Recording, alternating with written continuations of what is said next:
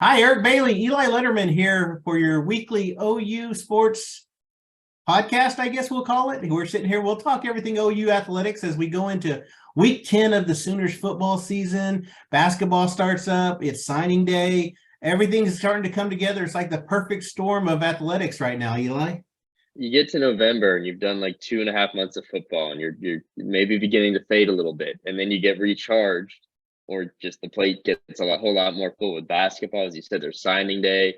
We're coming off an election night last night. There's a lot going on. It's a busy week, and busy is now the Sooners head to Morgantown this weekend. I would have never thought, Eli, 5-4 going into week 10. It's funny. The moniker around OU football in recent years has been Championship November. Never would have thought in a million years that they need one win still to reach bowl eligibility. But this football game coming up, this is their biggest chance. West Virginia is reeling. Oklahoma's had a ton of success against the Mountaineers since they joined the Big 12. Haven't lost to them in 10 meetings. So I think it's just one of those things where if Oklahoma is going to get right, this is a good team to get right against. I think so, and I guess to your point of, you really never would have expected this. We had an interesting conversation. We'll loop our talk with Garen Ebe again yesterday of kind of the order of operations for the Sooners this year. I think if you'd said in August, if the expectations had been set right, that they, 5-4, and that this was kind of going to be the year it was in year one with Brent Venables after all they lost in the offseason. But it was kind of the way it's gone down, which was the hot start in non-conference play, the ugly, ugly, ugly losses that they've had, especially in October. And that the feelings are very different than maybe if it had just gone a different way. And it's funny that here we are now. They're still chasing bowl eligibility. As you said, I think this could really be a get right game. But what if, before we get to West Virginia, what's your take, I guess, on that, on maybe the way this season has developed and where we are now?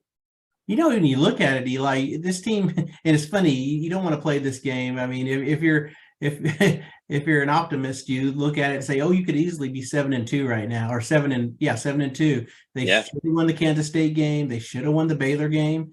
Those two games you could be 7-2 and feeling a lot better than 5-4. Really just stunned, I guess, and we talked about this in recent weeks. I'm just stunned that they haven't shown the improvement you'd expect week to week. I mean, you got to be making that progress forward, and you just wonder what's going to happen these next three games. Are they, it's not only progress on the field. What is this team's attitude? Well, what about that competitive edge within themselves, that competitive fire within themselves? Are they going to be able to have that to finish the season strong?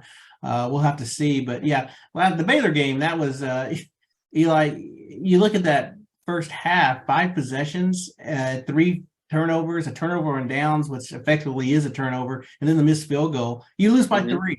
I mean, you want to feel good about the chances that you had, but then again, it's a loss. So that's got to be tough to swallow.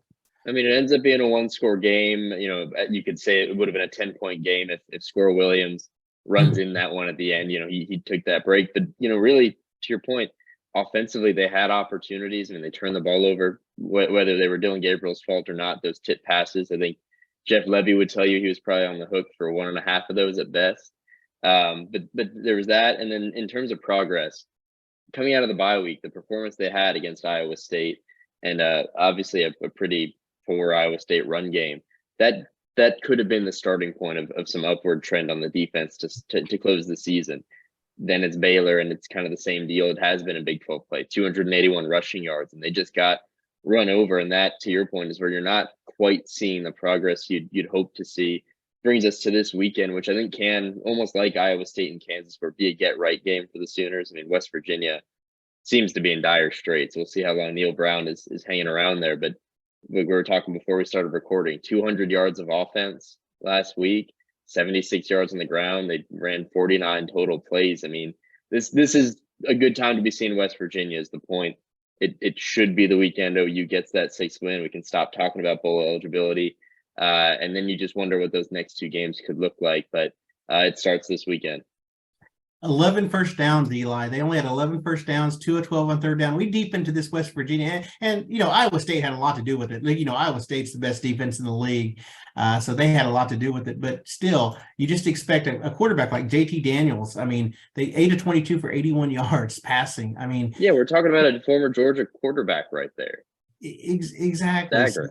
and that's the thing. I mean, the defense is going to really have to. I think it's one of those games again, kind of like the blueprint to success. They need to get that early lead, put pressure on West Virginia, and not let this be a game going into the third and fourth quarter. The second half, they need to have control of this game, especially playing in Morgantown. It is tough to win in Morgantown. A lot of teams find that out. Interestingly enough, Eli, this is the first time they've had an 11 o'clock game there since they joined the Big 12. It's always been night games. It's always been primetime games. Well, OU, lo and behold, 6 times and 10 times this year, 11 a.m. So we'll see what life is like in the afternoon in Morgantown. I'm kind of curious about that. But yeah, someone else you mentioned while you were talking was Dylan Gabriel. 3 interceptions. He only had 1 coming into the game against Baylor, through 3 in the first half. Real uncharacteristic. Jeff Levy talked about some of the throws. Should have been better, want to be better. And the third one, off his back foot into coverage, you just hadn't seen him put the ball in jeopardy. And I just wonder if it's him trying to do too much and understanding the weight of the world's on his shoulders. And maybe he just felt like, I need to make a play there, and he just threw a bad ball. But you wrote about Dylan in today's Tulsa World, when it is Wednesday. Can you talk a little bit about what Dylan said about how he's trying to bounce back from that game? Yeah, the reality is, I mean, you used the word uncharacteristic, and that's exactly what that was. Because Dylan Gabriel, the one selling point he's had, I mean, he had the fumbles against Kansas, but really was, if you wanted to knock his accuracy or talk about how he's not Baker Mayfield or Kyler Murray, what you could certainly say in defense of him has been that he takes care of the football, and that wasn't the case Saturday. I mean, 2 of those balls were tipped, and one at the line of scrimmage, 1 downfield. It was that third one that Jeff Levy really harped on and basically just said, Dylan's not done that all year. So that's not the Dylan Gabriel we've seen. And I think this week, it was only the second time in his college career, he's thrown 3 picks in a game. So this is now that bounce back week. And, unsurprisingly, both from what you usually hear from a quarterback and an offensive coordinator, but what we've heard from Dylan and Jeff Levy all fall is just kind of getting back to work and fixing the mistakes.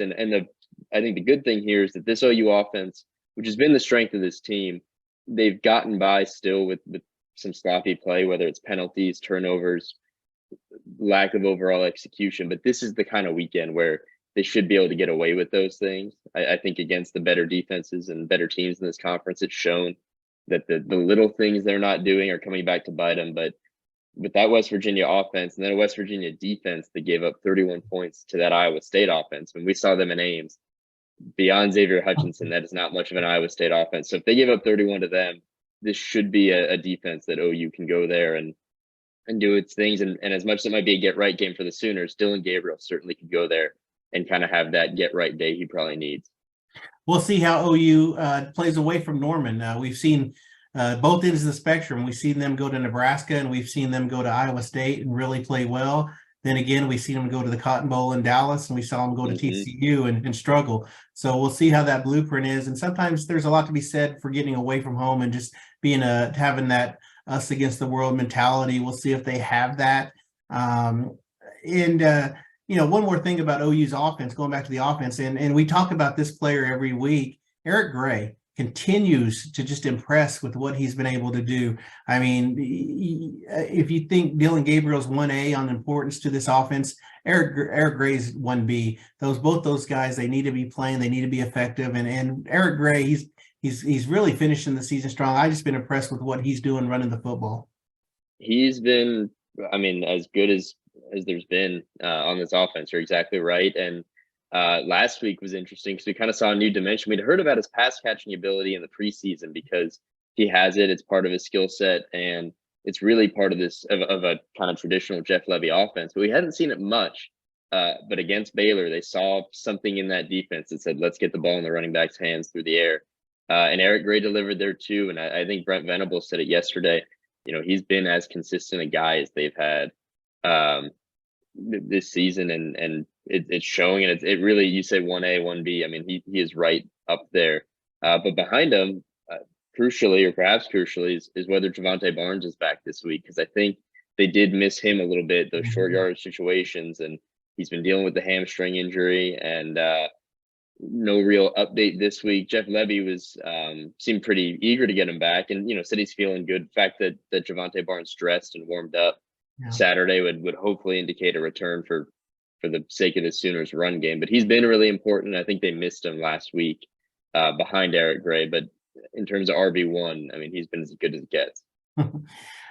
Some off the field news, really a tough blow to Oklahoma in terms of recruiting. As we tape this Wednesday, November the 9th, we are 6 weeks from signing day and 6 weeks from an important day for the future of Oklahoma football. They need depth, they need players, they need talent. And Colton Vasek, the Austin linebacker or defensive end, really was high on their board. Flipped to all schools to Texas, and just a tough blow for this Oklahoma team who really needs playmakers on that defensive line. Someone that they really counted on was Vasek, and we saw a couple of days ago when he kind of wiped OU from all his social media home pages. You kind of said, oh, okay, this doesn't look good. And I think it allowed Oklahoma fans to kind of brace for yesterday's announcement that he did flip. So, but again, you know, Jeff Lebby talked recruiting. I had a chance to ask both Jeff Lebby and Ted Roof, what's your message to these recruits? You guys are struggling. I mean, how do you address that? And Ted Roof said something interesting. He said, you have to talk about it, because if you don't talk about it, the teams that are recruiting against you will definitely talk about it. And so I thought that was interesting. And then Jeff Lebby, he said that, you know, you tell them, you know, trust the process. Things are going to be okay, you know, and that's hard for anyone in this era where everything's so fast, everything moves fast. The kids today, they want it now. And even fans, we're seeing fans, it's tough being patient, but that's where the Oklahoma program is now. They need people to be patient. And I think that was Jeff Lebby's message to recruits out there. Be patient. Things are going to get right. It just takes a little bit of time. Yeah, I mean, this particular kind of development with Colton Vasek does bring me back to the spring, and Brent Venables talking about, you know, he was asked by our friend Bob Frisbolo about kids after they've committed taking visits to other schools. It's a trend in college football. It's kind of, I think, like it or not, whatever policy a team can have, maybe this is case in point, doesn't really matter, because Brent Venables went on his whole diatribe about commitment is not a reservation. If you're committed here, we're not going to rush you, but when you commit, be committed. And in this instance, you know, Colton Vasek committed in August, but took some additional visits after that, as is his complete right and all that. But that kind of flew in the face of everything Brent Venables had said in the spring. And now here you are with a pretty significant blow. I mean, if you think back a couple months ago, this could have been quite a D-line class coming in 2023. If David Hicks, who kind of flipped from the Sooners to A&M, had committed, and if they had Colton Vasek, because you'd have had them coming in with PJ Adebawore. Eric, you want to try that name? Double A. PJ. There you go. I call PJ, double PJ, A. there you go. Him and Derek LeBlanc. I mean, those are the two guys that now and remain, and it's why there still should be some optimism about the defensive line in particular with this incoming class. Those two guys are still a pair of really legit, you know, probably future contributors at the very least for the Sooners. But you lose Colton Vasek and you just miss out on David Hicks. And that's where, you know, you kind of go from having a pretty impressive or, you know, top of the country. I think David Hicks would have taken them to the second-rated recruiting class in the nation. Yeah. If you have that going in the SEC, you feel pretty dang good. It's been knocked down a few pegs. There's still time, like you said, 6 weeks. But yesterday was I would say a bit of a blow for that class that we did see coming. Yeah. Football again, West Virginia, Oklahoma at West Virginia, 11 o'clock local time. Oklahoma trying to reach bowl eligibility with 3 games to go. So we'll see what happens. Let's switch sports to basketball. Men's and women's had their openers on Monday night. Went 500 for the night. Should have swept it. Just shocked what happened. Let's start with the women. You want to start with the happy things first? Yes. Let's start with Jenny B and the OU women, who got off to a flying start. Well, Oklahoma played Oral Roberts, which is out of Tulsa, so that was fun to get to see Oral Roberts and see a feisty ORU team. I think it was one of those games where they were caught off guard. Oklahoma, man, they poured it on. Oklahoma led 67-37 at halftime. The 67 points was a school record for points and a half. Everything looked good, and then lo and behold, ORU outscores OU 57-38 in the second half. OU gave up 57 points in the second half So final score 105-94. Jenny Baranchek was happy with the first half play, not happy with the second half play, tell of two halves, but a lot of players, a lot of playmakers out there making, a lot of veterans out there. I think that's the thing about this team. There's a lot of team leadership. I mean, Maddie Williams had 19, Skylar Van had 18, Nevaeh Todd had 13. Anna Lunusa, I'll get her name right one of these days. She's back. She's healthy. So this is going to be a very fun team to watch. And that's something Jenny Baranchak said during her post-game press conferences. This is going to be a fun team to watch. And they play Friday. They got the morning matinee game against Arkansas Pine Bluff, 10:30 at Lloyd Noble Center's Kids Day. It's going to be the loudest game of the season for the women's team. But it was a good start for the Sooners, number 15 in the nation right now. And we'll see what's going on there. So as soon as that game ended, the men's game started, and man, just a shocking finish. I mean, just really shocking. Well, on the OU women, they have some really, really serious players. They are going to be fun to watch. I'm really excited to even if they're going to play a lot of games like that are almost looking like NBA or WNBA scores, that high scoring, fantastic, because they're fun to watch. It's fun to watch them play offense, that's for sure. As for OU, the men, their offense was not so fun to watch the other night. And you said a tale of two halves for the women's game. This was a tale of 35 minutes and then 5 minutes on Monday night, because for the first, up until the 5:14 point in the second half, the story would have been that OU had not played especially well, played pretty ugly. They were turning the ball over. Beyond Tanner Groves and Grant Sherfield, there wasn't a whole lot of scoring. Jalen Hill and CJ Nolan went 0 for 12 combined from the field. So it was an ugly night as it was. And then those final 5 minutes, a Sam Houston team that really did push the Sooners all game. It was low scoring for a reason. They just got hot shooting. Lamar Wilkerson finished 5 of 6 from 3-point range, and the Sooners, who looked kind of gassed at the end, in a sense, imploded. They couldn't close it out, and it went from one end in the very final sequence. Tanner Groves had a finger roll that just didn't have enough. The Sooners really didn't get back in transition defense. That bothered Porter Moser a lot. And there you were for Lamar Wilkerson. It became familiar by the end of the night, him splashing a 3 in the Sooners' faces, and that did it. It was kind of a shocker. I think both the result, but how it went down. Even the players afterward, and Porter Moser. I think there was some just disbelief as much as all the frustration and everything else. Now, Eric, I'll ask you a trivia question. Okay. Who was the president the last time OU scored fewer points? They scored 51 the other night. Fewer points in a season opener. In a season opener? Yeah. I'm gonna think 70s, maybe early. I'll say Nixon, just because I'll think back a long way away. Dwight D. Eisenhower, 1956. It's been a very long time, and that was a different kind of basketball. So Sooners 51 points. I mean, that you got to give some credit to the visitors, but that, I think, is if you want to just chalk this up to an early season loss, we won't think much about in March. That's quite possible. But those 51 points and really the performance, even until those final 5 minutes and what went down, probably a bit concerning. But the Sooners of Arkansas Pine Bluff Friday, it'll be a chance to maybe get right. But Pine Bluff took TCU down to the wire the other night, so might not be another easy one for them. Man, that's almost 70 years. That's crazy. Yeah, and another. I mean, it's going to be tough. You said you got to hope you're Oklahoma fan too. This isn't a loss that really hurt you in March in the selection committee's eyes, because OU fans know all too well.